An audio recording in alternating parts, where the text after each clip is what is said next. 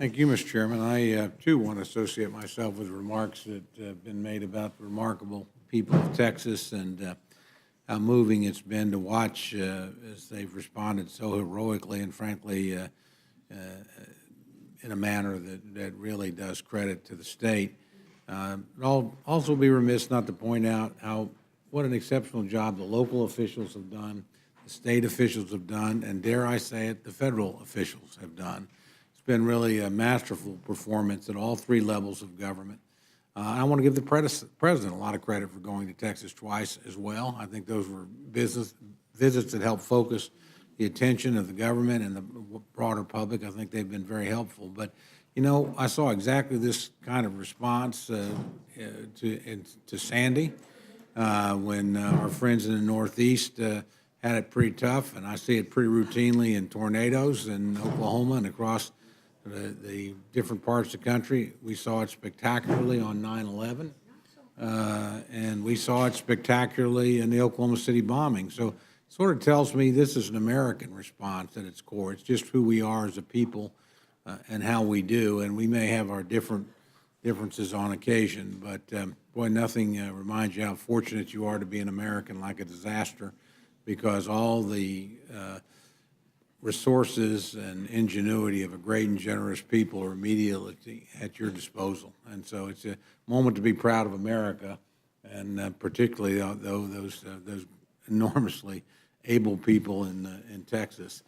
We've gotten help many, many times from our friends in Texas when we've had a bad go of it, and we're real proud to be sent. I know we spent over 24 search and rescue units. We've got elements of our National Guard there, and you know, there's a private element of this we forget too. Every power team in several states is down there now trying to help the folks in Texas get the power back up and running. So it really is a genuinely broad American response from every state in the union. It's a moment to be proud of the country with all the difficulties we sometimes and differences we point to. We forget the great underlying unity and the enormous strength of this country. I don't need to ask a lot of questions to my friends because, believe me, I sat through every minute of their bills going through, and while people may complain about the restricted amendment process on the floor, there certainly wasn't a restricted amendment process in committee or subcommittees, and we had a very, very vigorous debate in that level. I'm glad to see it's going on. I know I actually share some of my friend, the ranking member's concerns about process. But I also know where we were when our former chairman of our first committee took over, and we were doing year-long CRs, and frankly, we weren't doing open rules or anything else. We weren't doing anything. And it's been first Chairman Rogers, now Chairman Frelinghuysen, and my good friend, the ranking member, Ms. Lowy's worked with both of them that have begun to restore the process. And if we are successful, in getting this to the floor, and we will be, all 12 bills will have gotten in one form or another to the floor for the first time in many years. Now, I would prefer, as I know my friends in front of me would prefer, that they all arrive individually. And I like the open rule process, quite frankly, but that was done away with by our friends when they were in the majority. We tried to restore it, and we failed. And I regret that because, to me, I think that's a congressional failure, really across the board. And to a lot of my friends are afraid of casting tough votes. That's why they want structured rules, quite frankly. If you're on the Appropriations Committee, you're going to get a chance to cast those tough votes. But it doesn't hurt to cast some tough votes. And when you limit the ability of anybody to come down and offer an amendment, you really lessen the power of every single member, Republican or Democrat, because not all these amendments will be made in order, and there will be Republican amendments that aren't made in order as well. But I still want to mark progress, and this is progress, Mr. Chairman, getting all 12 bills through in record time through the committee, because we got the budget very, very late from the administration. That's not unusual. All new administrations are late getting you the budget. That's hard for them to do when they're setting up shop. We made a decision at our leadership level that we could have gotten the 17 bill done earlier, in my view. It should have been done back in November and December, and we would have had more time as a committee to focus on our task for fiscal year 18. But I'm still amazed we got it done in the manner we did, and that wouldn't have been possible without the chairman's leadership and, frankly, the cooperation of the ranking member as well. I know she's got her differences, and she's labeled them well, and we listen to them with a great deal of respect, because it's based on many years of experience. But again, the fact you moved them all through committee, all 12 bills. Our friends in the Senate are still struggling to get one through committee. All 12 of ours are through, 4 across the floor, and now 8 more are getting ready to come. And there will at least be an opportunity for the first time in many years for members who aren't on the Appropriations Committee to offer amendments. Now, not all of them are going to be made in order, but they're going to at least get to do it on every single bill. And we've not had that. And I think, again, that says something about the leadership of this committee on both sides of the aisle, that they've worked toward that, and I hope we'll continue to work toward that going forward. I just hope that the other thing I'd say, just speaking collectively about the bills, and my friend, the ranking member, we don't always agree on every issue, but we don't tend to disagree on process issues very much.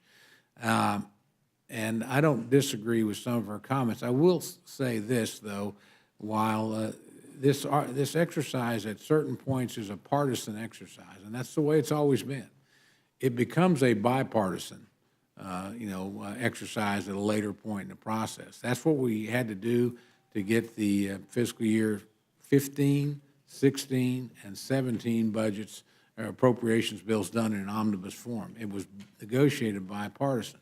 And while I would expect that this is the House's position that we have here in these 8 bills, and that arms our leadership and our chairman to go into negotiations with bills that have passed the floor, my friend is right. At the end of the day, there will be a bipartisan agreement or a year-long CR, and we should all not want a year-long CR. That is really bad for the government. So I just hope my friends on my side of the aisle, support these bills. They reflect their values and their views. They do not reflect the values and views in many ways of my friends on the other side of the aisle. But at the end of the day, it will be a bipartisan negotiation, and some of these issues will be resolved in ways that we won't lose every fight. We'll win more than our share. We're the majority, but we won't win every fight either.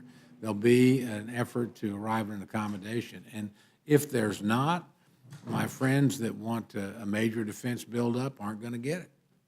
The Budget Control Act is the law, and it will require both parties working together to revise that law. So absent bipartisan cooperation, we can just have a year-long CR.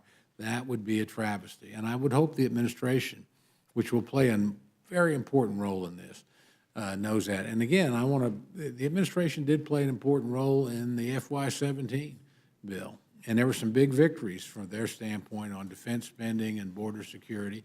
But there were some big bipartisan wins at the NIH and the CDC and some of these other things. So we know how to do this.